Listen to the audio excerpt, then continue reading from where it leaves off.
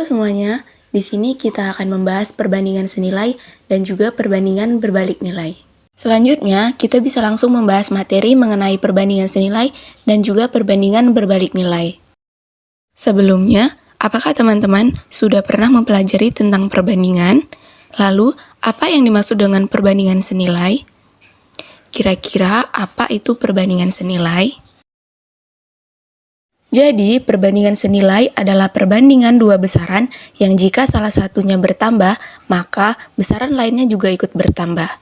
Atau, jika salah satu besarannya berkurang, maka besaran lainnya juga ikut berkurang. Di sini terdapat contoh perbandingan senilai.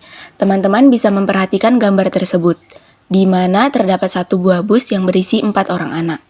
Kemudian, jika terdapat 2 bus, maka total anak menjadi 8. Lalu, saat bus berjumlah 3, maka terdapat 12 orang anak. Kejadian tersebut termasuk konsep perbandingan senilai, karena saat bus bertambah, maka jumlah anak juga ikut bertambah. Selain itu, apa saja konsep perbandingan senilai yang kalian ketahui pada kehidupan sehari-hari? Misalnya, pada proses jual-beli, ketika kita membeli sesuatu, contohnya membeli buku. Semakin banyak buku yang kita beli, maka semakin banyak juga uang yang harus kita bayar. Kemudian, waktu tempuh dan juga jarak tempuh. Saat kita pergi ke tempat yang dekat, maka waktu yang diperlukan hanya sebentar.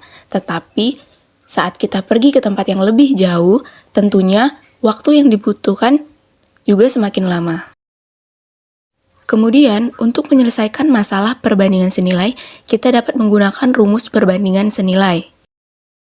Di sini, jika diketahui perbandingan A banding B sama dengan X banding Y, kemudian kita bisa menuliskan ke dalam pecahan menjadi A per B sama dengan X per Y. Lalu, pada rumus perbandingan senilai akan dikali silang. A dikalikan dengan Y, lalu B dikalikan dengan X. Maka akan menjadi AY sama dengan BX. Kemudian, untuk lebih jelas dalam memahami perbandingan senilai, kita akan membahas contoh soal. Contoh soal yang akan kita bahas yaitu Budi pergi ke rumah nenek dengan menggunakan mobil bersama ayah dan ibunya. Mobil Budi menempuh jarak 165 km dan menghabiskan 15 liter bensin. Jika Budi menempuh jarak 418 km, berapa liter bensin yang dihabiskan oleh Budi dan juga keluarganya?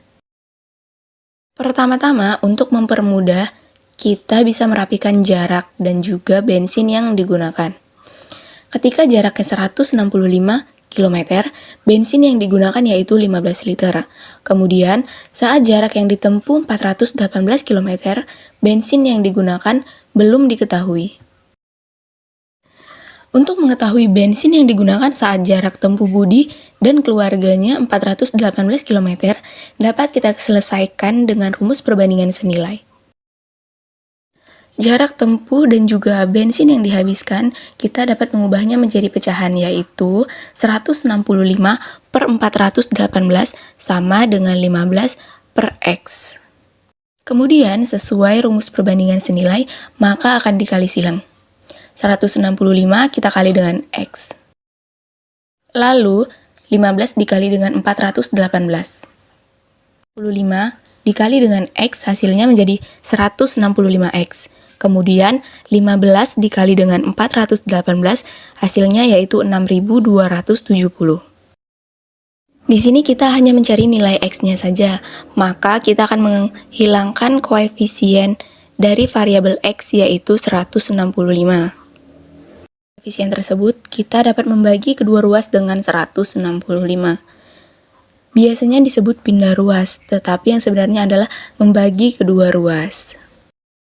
165X dibagi dengan 165 yaitu X. Kemudian 6.270 dibagi dengan 165 yaitu 38. Maka X sama dengan 38. Jadi, bensin yang digunakan Budi dan ayah ibunya saat menempuh jarak 418 km yaitu 38 liter. Sekian pembahasan materi kali ini. Sampai jumpa di video berikutnya.